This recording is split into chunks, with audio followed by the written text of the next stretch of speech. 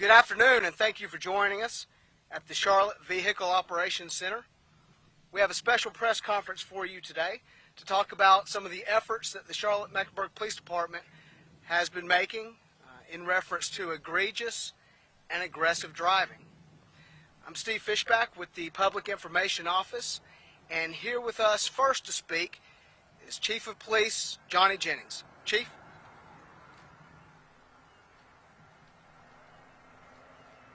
Thank you. I appreciate everyone being here.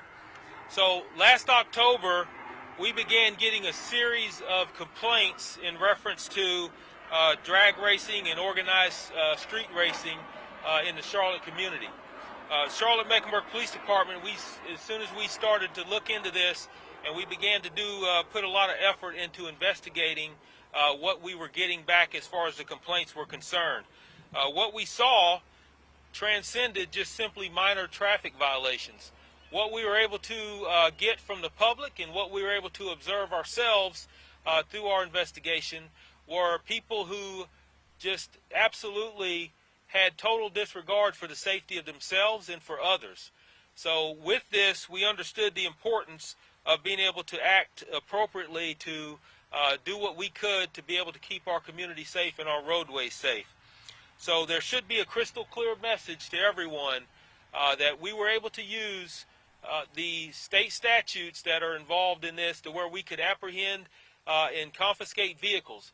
So behind me you see more than a dozen vehicles that were involved in the street racing that we have confiscated as a result of this investigation. That's just a small sampling of what we were able to do and what we were able to accomplish this morning during the operation. A lot of hard work's going behind the scenes. The officers that have been involved in this, the investigation, we've been working very hard since October, as mentioned, and this is something that really came to fruition today that we will continue to work on if the problem persists. So I want to acknowledge that District Attorney Spencer Mayweather couldn't attend today. However, Assistant District Attorney Bruce Lilly is here on his behalf. I'd like to invite him to the podium to say a few words as well. Thank you.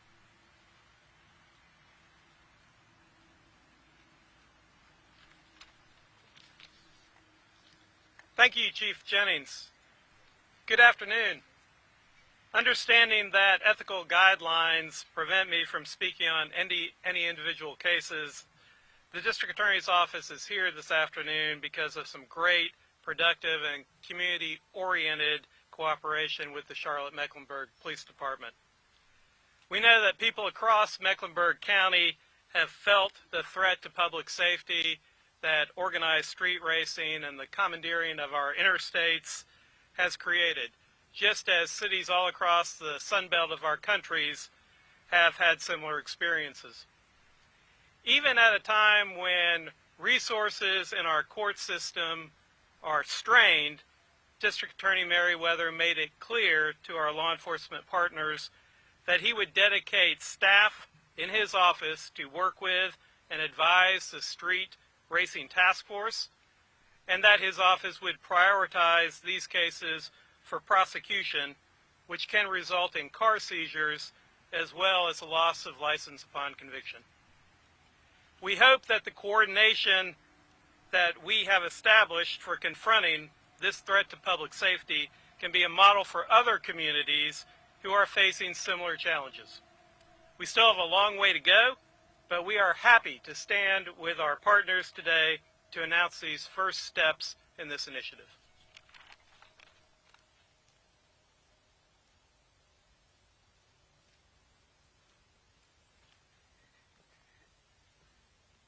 And now to speak with us further on this specific operation is Major Dave Johnson of the Special Operations Bureau. Major?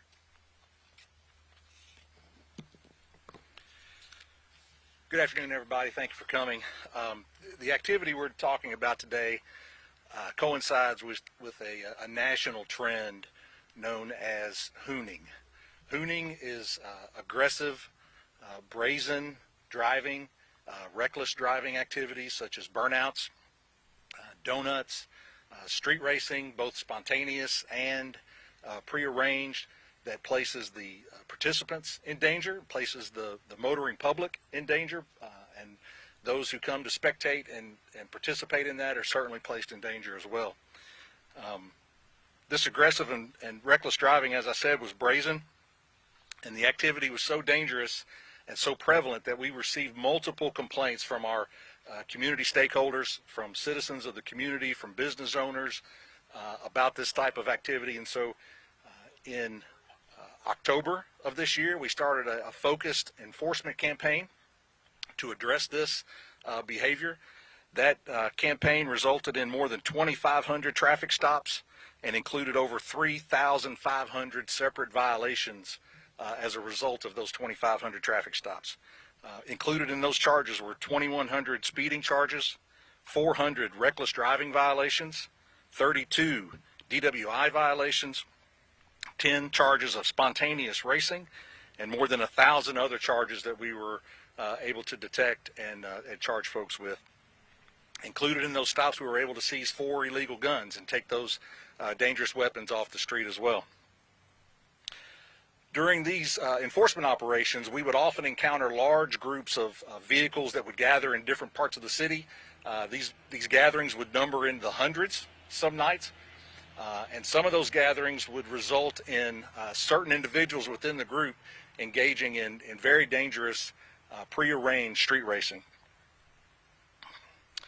Earlier this week, we sought and received 167 grand jury indictments on 54 such individuals for the charge of prearranged street racing.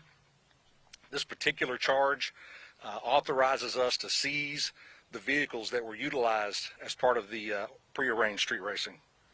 Early this morning, we conducted a regional roundup for these individuals and charged those individuals and seized the vehicles that you see here, as well as other vehicles. Today's efforts resulted in 51 charged individuals and 58 vehicle seizures, which we now have an update. That number's up to 60. So we seized 60 vehicles today, including the ones that you see here.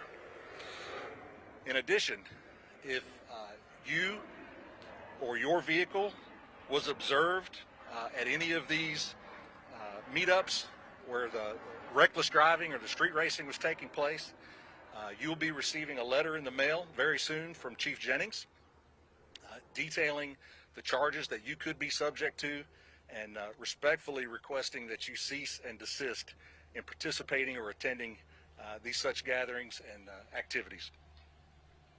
The monumental work that has gone into this cannot be understated, and wouldn't have been possible without the work from our CMPD Transportation Division, Criminal Intelligence Division, our Aviation Unit, multiple patrol divisions, in particular the Steel Creek Division, who has been dealing with this issue for quite a while, our Vice and Narcotics Division, and our Real-Time Crime Center. We'd like to thank the following agencies for their assistance in this endeavor to make the streets of our city, our county, and our region safer for the motoring public. The Mecklenburg County District Attorney's Office, the Mecklenburg County Sheriff's Office, the North Carolina State Highway Patrol, the Iredell County Sheriff's Office, the Union County Sheriff's Office, the Gaston County Police Department, the Matthews Police Department, the Huntersville Police Department, the Cornelius Police Department, Cabarrus County Sheriff's Office, Rowan County Sheriff's Office, York County Sheriff's Office. Our sincere hope is that this will discourage anyone's inclination to engage in this type of behavior and this type of activity. However, as the Chief mentioned, we will continue to be vigilant and be on the lookout for this type of activity, and we'll continue to enforce the law as necessary. With that said, I will take any general questions that you have in regards to this particular activity. Any kind of resistance when trying to take the cars? No, fortunately today we did not. So most of the cars were handed over, the car keys were handed over, and we were able to take those folks into custody or charge them accordingly without any force being used. Major, can you repeat the questions back? Yes, be glad to. The question was any force, did we encounter any resistance or any opposition emotionally and verbally, but no force was used in the seizing of these vehicles today. What happens to the cars, Major? The question is, what happens to the cars? So they enter into the court system. The defendants and the vehicles will eventually become part of a court case that goes before a judge, and a judge will determine the ultimate outcome of these vehicles. But that could include permanent seizure and selling at auction. But for now, these won't go back to their owners until court orders. Correct. Unless a judge releases this vehicle back to the owner, they will remain in storage. Yes, ma'am. Major, is there a specific area in Charlotte where the street racing typically happens, time of day, and is it the same group of people? The question was, is there a particular part of town or a time of day or a group of people that was engaging in this activity? What we can say is it happened all over city, right? All over the city. So from University City Division down to Steel Creek Division, North Division to South Division, there was not any particular part of the city that was immune from this activity. It's primarily a weekend activity, so we had officers that sacrificed their nights and weekends to come in and address this and tackle this problem. So we're very proud of the work that was done there, and the suspects that we charged in this is really a cross-section of our community in regards to race, age, and other demographics. So I hope that answered your question. What kind of charges? Primarily prearranged racing, but the charges that I detailed earlier also as part of the enforcement campaign, a lot of speeding, a lot of reckless driving, some spontaneous racing, which is differentiated from the prearranged racing, which allows us to seize these vehicles. So we're not talking about, are we talking about maybe some serious prison time here, or maybe just, you know? The question was, are we talking about serious prison time? So these are misdemeanor. These are misdemeanor charges. So that ultimately will be at the determination of the courts. Major, let me just get down to the nitty-gritty. I think we've alluded to it. I mean, I've been on the street and on the highways in particular and noticed lately, as you've heard, it seems like a lot more aggressive driving out there. And, we're all at risk. Sure. The question was that they've noticed aggressive driving on the street that puts our citizens at risk. Absolutely. That's the whole point of us conducting this operation. When our stakeholders tell us that it's a problem and we notice ourselves that it's a problem, we're going to tackle it. And we're going to use every tool at our disposal to achieve our goal. And I think we demonstrated that we're perfectly willing and able to do that today.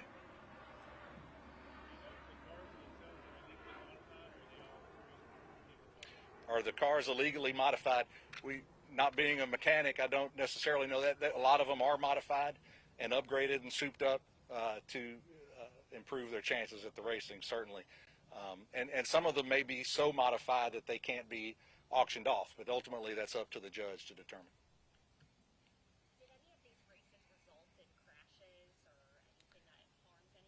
Did any of these races result in crashes or anything that harmed anyone? Did any of these races result in crashes or anything that harmed anybody?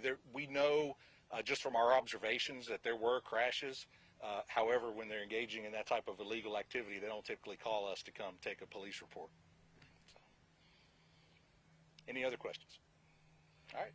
Thank you very much. Thank you.